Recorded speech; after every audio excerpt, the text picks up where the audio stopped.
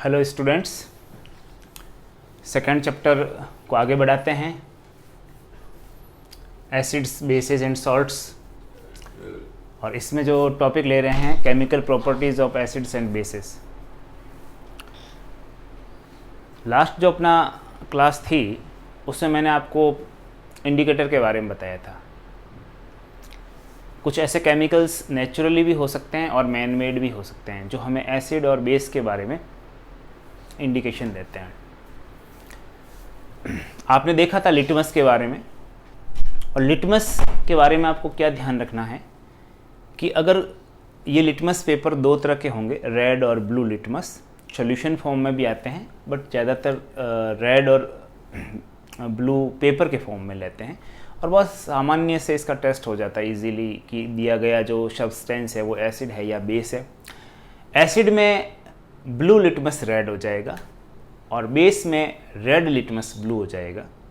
अब अगर किसी एसिडिक सब्सटेंस में अगर रेड लिटमस डालेंगे तो उस पर कोई इफेक्ट नहीं होने वाला, और अगर किसी बेस में ब्लू लिटमस डालेंगे तो उस पर कोई इफेक्ट नहीं होने वाला, सेम कलर रहेगा। और अगर कोई न्यूट्रल है जैसे वाटर में अगर आप रेड लिटमस डालो या ब्लू लिटमस डालो, वो न्यूट्रल है इसलिए रेड रेड ही रहेगा और ब्लू लिटमस ब्लू ही रहेगा। ये आपको ध्यान रखना है। आज जो नया टॉपिक ले रहे हैं वो है chemical properties of acids and bases, और सबसे पहले थोड़े से एग्जाम्पल हमें लेने होंगे। डेली लाइफ से रिलेटेड तो मैंने आपको एग्जाम्पल कल बताए थे एसिड और बेस के, लेकिन लेबोरेटरी में हम कौन कौन से एसिड और बेस यूज करते हैं उनकी एक लिस्ट देख लेते हैं पहले। तो सबसे पहले एसिड की लिस्ट देख लेते हैं। एसिड्स इन लैब, ये लेबोरेटरी के लिए मैंने लिखा लैब। एसिड्स इन लैब में देखिए, सबसे पहले H2SO4, this is sulphuric acid. फॉर्मूले याद होने चाहिए आपको नाम के साथ।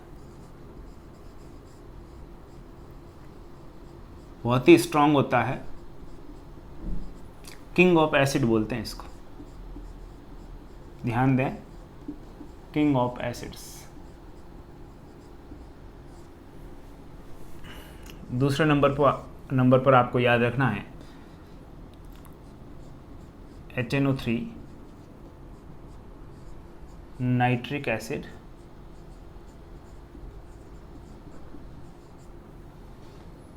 थर्ड याद रखना आपको, बहुत ही कॉमन है, कल भी मैंने बताया था, HCl जो कि स्टोमक में सिक्रीट होता है, हाइड्रोक्लोरिक एसिड।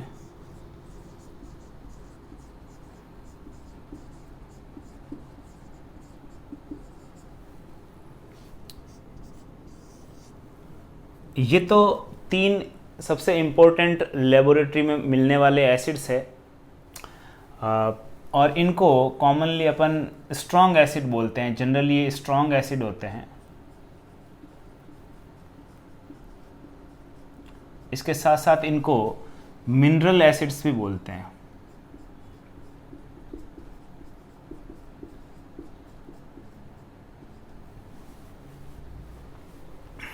इनऑर्गेनिक एसिड कह सकते हैं। लेकिन यहाँ देखिए मैं दो तीन नाम और लिख रहा हूँ। CH3COOH एसिटिक एसिड,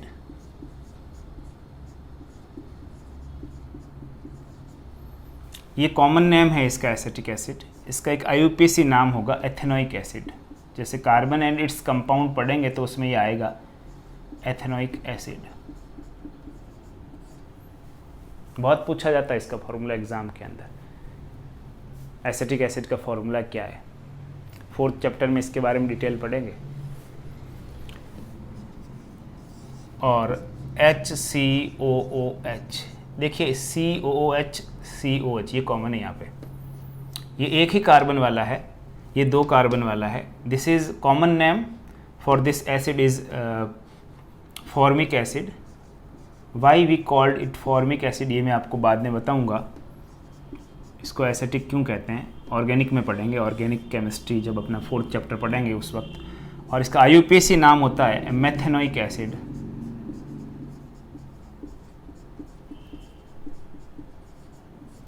देखिए स्टूडेंट्स, मैंने पहला चैप्टर अच्छे से सारे वीडियोस डाल दिए हैं, आप उनको देखिएगा, उस चैप्टर को क्लियर करिए। और कुछ स्टूडेंट्स पूछ रहे थे कमेंट्स में कि जो क्वेश्चंस बच गए थे वो आप करवाएंगे कि नहीं, यहाँ मैं करना, वो सारे क्वेश्चंस आपको करने हैं और मैं भी उनको टाइम मिलते ही, जैसे ही आपकी जिस दिन लाइव लूँगा उस दिन वो क्वेश्चंस मैं आपको करवाऊंगा जो बचे हुए हैं। तब तक आप जो टॉपिक है उनको समझिए अच्छे से। सेकंड चैप्टर स्टार्ट कर दिया है तो इसको आप समझना है आपको, और जो क्वेश्चंस आपसे हो पाते हैं वो आप खुद करिए। This is formic acid, methanoic acid, और भी बहुत सारे इस तरह के ऑर्गेनिक एसिड होते हैं। COH functional group containing carboxylic acids में आते हैं। ये ऑर्गेनिक एसिड है, थोड़े वीक एसिड कहलाते हैं, इनको ऑर्गेनिक एसिड बोलते हैं। 4th चैप्टर में डिटेल में देखेंगे इनके बारे में। ये थोड़े वीक होते हैं। तो एटलीस्ट आपको ये 5 एसिड है, इनके फॉर्मूले और नाम आपको याद रहने चाहिए, नोट कर लीजिए। फिर मैं आपको बेस की लिस्ट बताता हूँ जो जनरली लेबोरेटरी में देखने को मिलती, कौन कौन से बेसेज। इनको अपन लिटमस के साथ ही टेस्ट कर सकते हैं, इनको चख करके टेस्ट नहीं कर सकते क्योंकि ये बड़े खतरनाक होते हैं और अपनी जीभ भी जल सकती है इससे।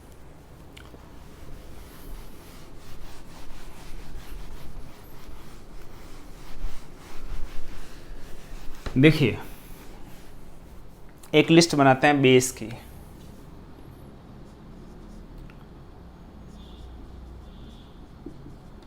क्या प्रॉपर्टी बताई थी मैंने कल बेसेज की? लिटमस को कैसा करेंगे? रेड लिटमस को ब्लू कर देंगे। और टेस्ट में कैसे होते हैं? बीटर। और इनको अगर छूते हैं ना, टच करते हैं, तो सॉपी टच देखने को मिलता है। जैसे साबुन को आपने टच किया हो तो कैसा चिकना सा लगता है, वैसे ही ये एसिड बेस भी ऐसे ही अपन को छूने पर महसूस होते हैं। सॉपी टच कहते हैं उसको। लिस्ट देखते हैं लेबोरेटरी में कौन कौन से मिलेंगे अपन को। सबसे कॉमन, सबसे इम्पोर्टेंट आपको याद रखना जो लैब में मिलेगा आपको, sodium hydroxide. This is sodium hydroxide. देखिए साथ में केमिकल फॉर्मूले भी आपके हो रहे हैं, तो उनको भी आप याद कीजिए। सोडियम हाइड्रोक्साइड, ठीक है। This KOH is potassium hydroxide.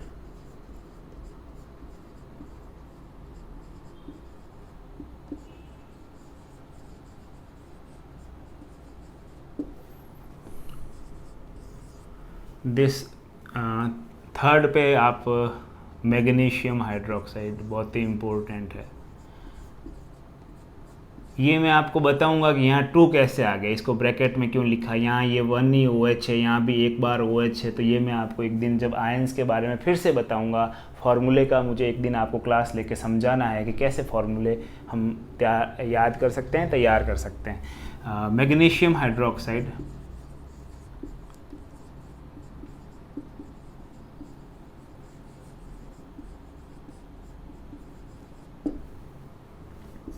इसी तरह से कैल्शियम हाइड्रोक्साइड,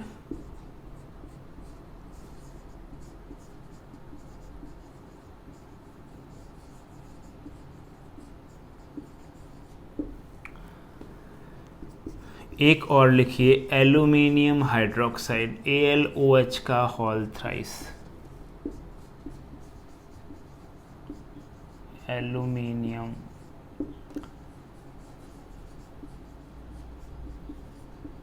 हाइड्रोक्साइड। तो एटलीस्ट ये 5 फॉर्मूले और नाम तो आपको याद होने ही चाहिए, और जो मैंने 5 एसिड बताए वो भी आपको याद होने चाहिए। ये आगे और हर जगह पूछे जाते हैं, इनके बिना आप साइंस पढ़ो कोई मतलब नहीं। एनी टाइम आपको पूछा जाए, कभी भी पूछ लिया जाए, तो आपको ये टिप्स पे याद होने चाहिए, ठीक है। ये तो हो गई अब लिस्ट हमारी। लैब में ज़्यादातर कौन से एसिड और बेस मिलते हैं? ये कोरोसिव होते हैं, थोड़े से इस तरह से कि हम इनको सीधे टच नहीं कर सकते, तो थ्रू इंडिकेटर ही हम ये देखेंगे कि ये एसिड या बेस कैसे हैं।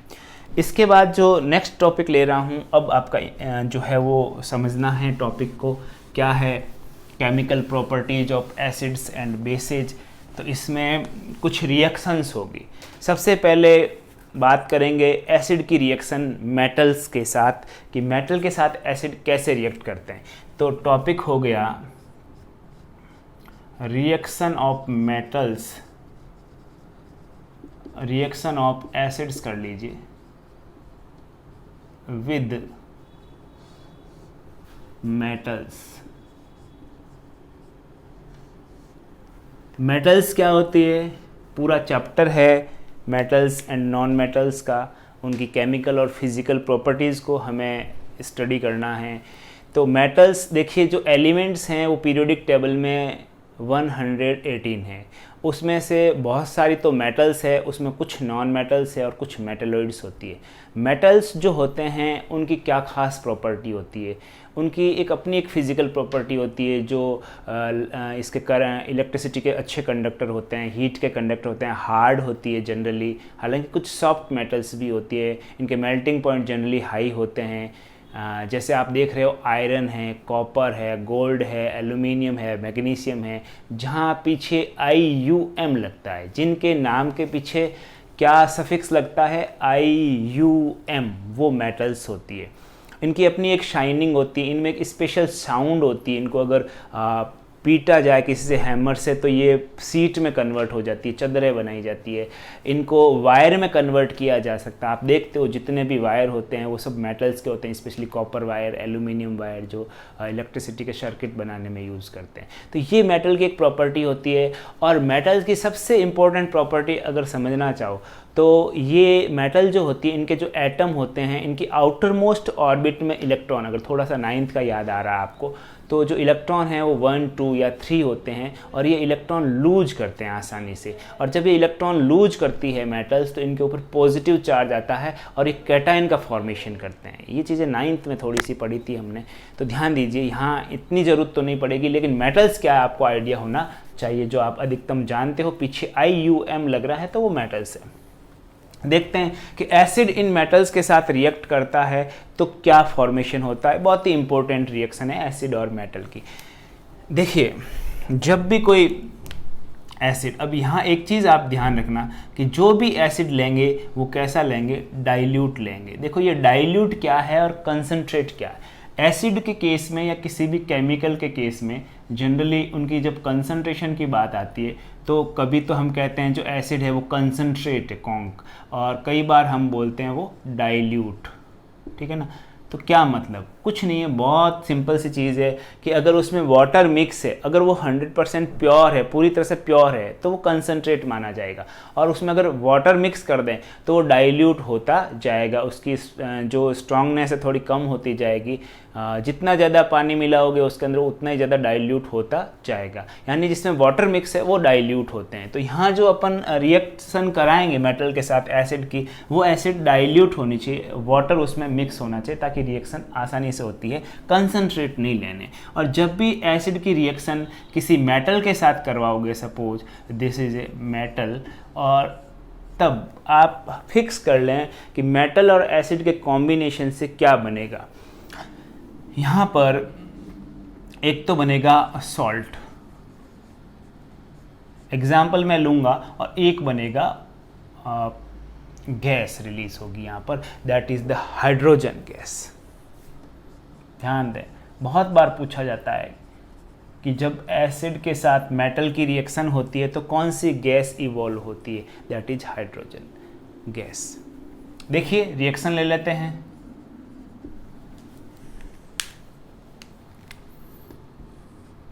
कौन सा एसिड लूँ, सबसे कॉमन जो आपकी बुक में एक एग्जाम्पल है वो HCl का है। ये HCl हाइड्रोक्लोरिक एसिड डाइल्यूट ले लिया, तो यहाँ पीछे AQ लिख लो, एक्वस। एक्वस का मतलब वाटर मिक्स है। रिएक्शन करवाते हैं मेटल, सबसे कॉमन मेटल जो आपके एग्जाम्पल है वो जिंक है। ये मैंने फर्स्ट डे भी करवाई थी फर्स्ट चैप्टर के अंदर। जो जिंक जो है वो इसके साथ रिएक्ट करेगा तो बनाएगा सॉल्ट, जो बनेगा उस मेटल का सॉल्ट बनेगा। ठीक है, ध्यान दें, मेटल का सॉल्ट बनेगा। यहाँ पर ये Cl है वो क्लोराइड नेगेटिव है और ये जिंक मेटल है पॉजिटिव। जिंक और क्लोरीन का यहाँ पर जिंक क्लोराइड ZnCl2, ये इस तरह से एक सॉल्यूशन बनेगा एक्वस जिंक क्लोराइड, ये तो सॉल्ट बन गया। और गैस आपको पता ही है हाइड्रोजन H2, बहुत ही कॉमन रिएक्शन, रिपीट हुई, आपको पता होना चाहिए, ये इवॉल्व हो जाती है। अब यहाँ पर इस रिएक्शन को बैलेंस कर दीजिए, तो वहाँ Cl2 यानी 2 क्लोरीन और 2 हाइड्रोजन, जिंक तो 1 है, यहाँ कुछ करने की ज़रूरत नहीं है। लेकिन यहाँ अगर अपन 2 लिख लेते हैं तो हाइड्रोजन भी दोनों तरफ 2 एटम हो गए और क्लोरीन के भी 2 एटम, यानी ये रिएक्शन भी बैलेंस हो गई। अगर आपसे पूछा जाए इस रिएक्शन की नेचर कैसी है तो आपको बताना होगा, ये टाइप्स अगर पूछ ले तो ये सिंपली एक डिस्प्लेसमेंट रिएक्शन है, क्योंकि जिंक यहाँ पर हाइड्रोजन जो कि क्या है, जिंक से लेस रिएक्टिव है, जिंक यहाँ पर मोर रिएक्टिव है। एक्टिविटी या रिएक्टिविटी सीरीज में जिंक हाइड्रोजन के ऊपर था और ऊपर वाले मोर रिएक्टिव होते हैं, नीचे वाले एलिमेंट को उनके कंपाउंड से डिस्प्लेस करते हैं। ठीक जिंक यहाँ पर हाइड्रोजन को डिस्प्लेस कर रहा है, तो ये एक डिस्प्लेसमेंट रिएक्शन है, ये ध्यान रखें।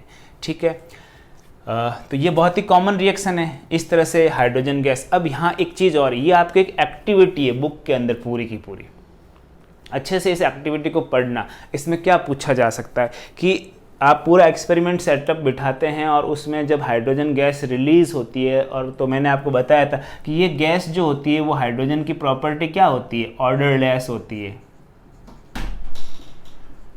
और कलरलेस होती है।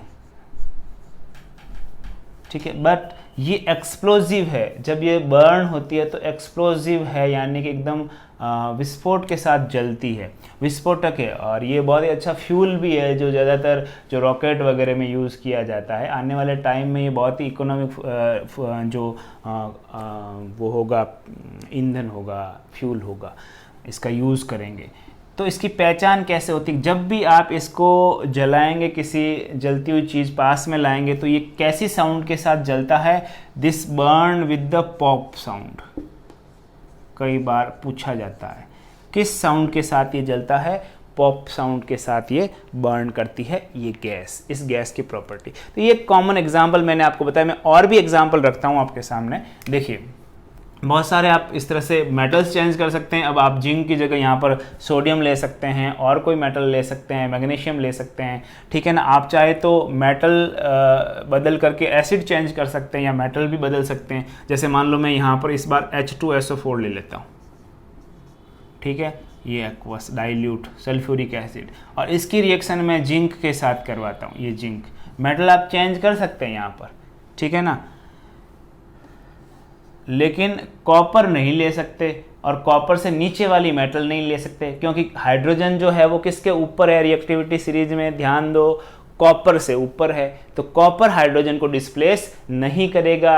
एग्जाम में क्वेश्चन यहीं से पूछ लिया जाता है। ये तो हो जाएगा, क्या बन जाएगा, जिंक सल्फेट का तो बन जाएगा यहाँ पर एक्वस सॉल्ट, और साथ में वही हाइड्रोजन गैस। तो हाइड्रोजन गैस जब रिलीज होगी यहाँ पर बैलेंस करने की ज़रूरत है क्या, H तो 2 है, सल्फेट, इसको बैलेंस करने की ज़रूरत भी नहीं है। दिस इज जिंक सल्फेट, नाम याद रहना चाहिए, जिंक सल्फेट,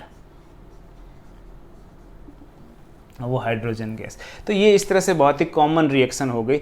अब अगर मान लो यहाँ पर जिंक की जगह पर मैं कॉपर लिख लेता, या यहाँ पर कहीं कॉपर ले लेता, यानी कि जो रिएक्टिविटी सीरीज में हाइड्रोजन से नीचे वाला एलिमेंट है उसको लेता, तो क्या ये रिएक्शन होती, क्या कॉपर हाइड्रोजन को डिस्प्लेस कर पाएगा, नहीं कर पाएगा, वो रिएक्शन नहीं हो पाएगी। ये आपको अच्छे से ध्यान रखना है। हाइड्रोजन से नीचे वाले जो एलिमेंट होंगे वो इन एसिड से हाइड्रोजन को डिस्प्लेस नहीं कर पाएंगे।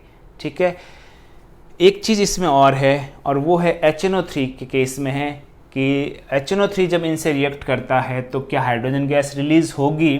देखें, इम्पोर्टेंट है, पढ़ लेना इसको, मैं बता रहा हूँ आपको। HNO3 एसिड जो है, अगर इसको लेते हैं एक्वस और इसकी रिएक्शन किसी मेटल के साथ करवाते हैं तो यहाँ पर हाइड्रोजन गैस रिलीज नहीं होती है। ये चीज़ ध्यान रखें आप, क्यों नहीं रिलीज होती है हाइड्रोजन गैस यहाँ पर, क्योंकि ये जो HNO3 है, थोड़ी हायर लेवल क्लास की बात हो गई यहाँ पर, समझ में आए तो अच्छा है, नहीं तो इतना आपको घबराने की ज़रूरत नहीं कि क्या बता दिया आपने। एक बार बुक में अगर ये हो तो आप पढ़ लेना। HNO3 एक स्ट्रॉन्ग ऑक्सीडाइजिंग एजेंट है।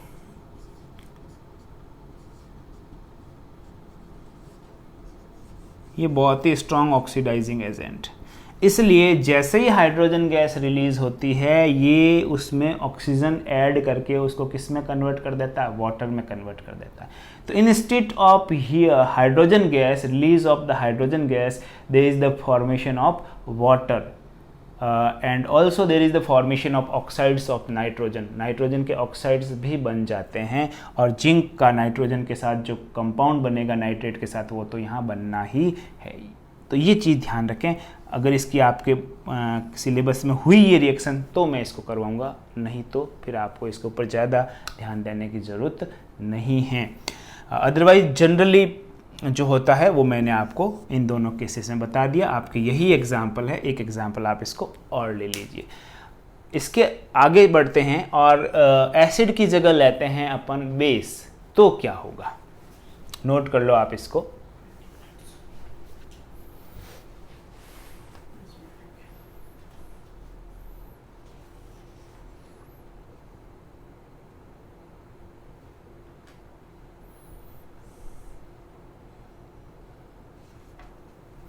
हो गया?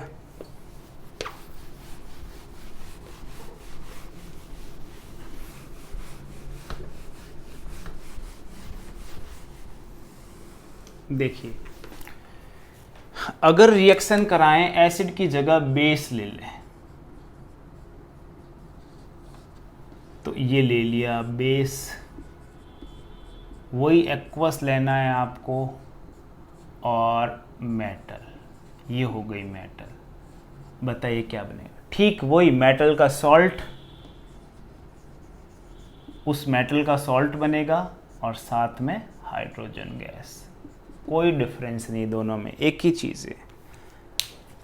एक रिएक्शन देख लेते हैं, एक ही रिएक्शन आपके बुक में है, वही पूछी जाती है कम, क्योंकि एसिड और मेटल की ज़्यादा पूछी जाती है, ये वाली कम पूछी जाती है।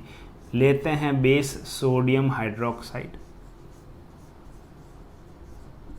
रिएक्शन करवाते हैं जिंक के साथ, क्या बनेगा? जिंक का जो सॉल्ट बनेगा इसके साथ वो क्या बनेगा, बोलिए। अब देखिए यहाँ पर एक तो जिंक एलिमेंट मेटल है, एक सोडियम खुद यहाँ मेटल, ये दोनों ही सॉल्ट में जाएंगे।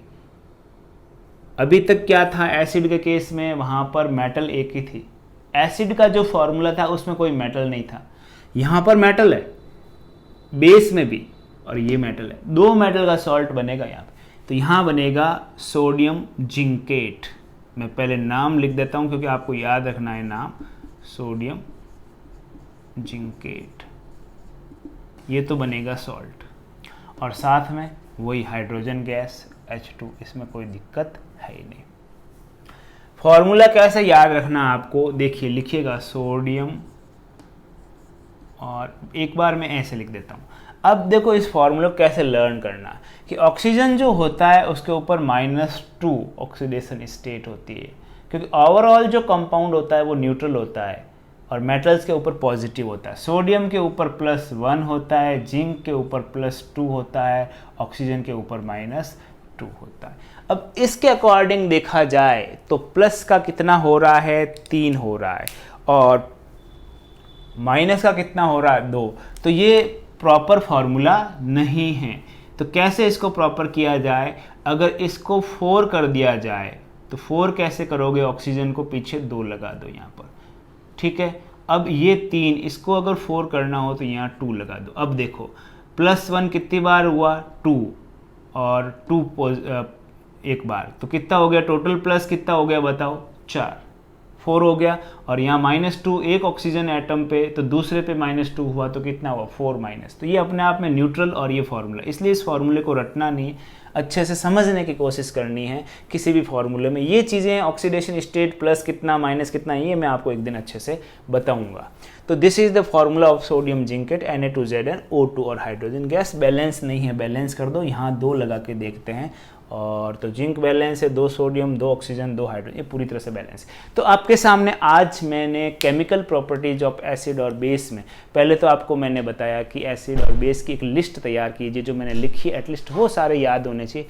दूसरा, reaction of metal with acid क्या बनेगा, मेटल का सॉल्ट बनेगा। ऐसी खूब सारी प्रैक्टिस कीजिए, एटलीस्ट जो आपकी बुक में रिएक्शंस है वो तो सारी पढ़ लीजिए।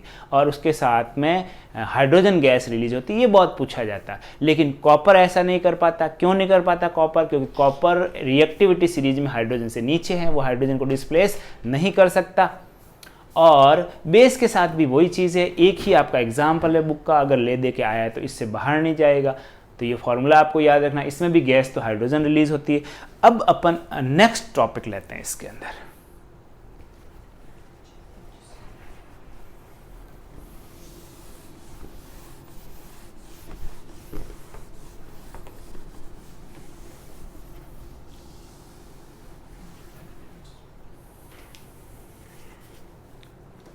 या आज इसमें इतना ही। एक आप कमेंट कर देना, वीडियोस 25 मिनट के ठीक हैं, छोटे वीडियोस या थोड़े बड़े, जो भी बता देना, ठीक है ना। उस हिसाब से मैं इनकी जो है वो साइज बढ़ा दूंगा। तो फिर आज के लिए इतना ही। नेक्स्ट वाला जो अपना टॉपिक होगा उसमें मैं आगे की रिएक्शन लूँगा, और वो रिएक्शन होगी जो मेटल कार्बोनेट्स होते हैं और मेटल हाइड्रोजन कार्बोनेट, जिसे जनरली मेटल बाइकार्बोनेट बोल देते हैं, उनकी रिएक्शंस एसिड के साथ कैसे होगी। तो नेक्स्ट जो टॉपिक होगा वो क्या होगा, reaction of acids with metal carbonate और मेटल हाइड्रोजन कार्बोनेट। तो ये मेटल कार्बोनेट क्या है, मेटल हाइड्रोजन कार्बोनेट क्या, ये नेक्स्ट वीडियो में देखेंगे। तब तक के लिए इस वीडियो को आप देखते रहिए और चैनल को सब्सक्राइब कराइए फ्रेंड्स के साथ और लाइक कीजिए।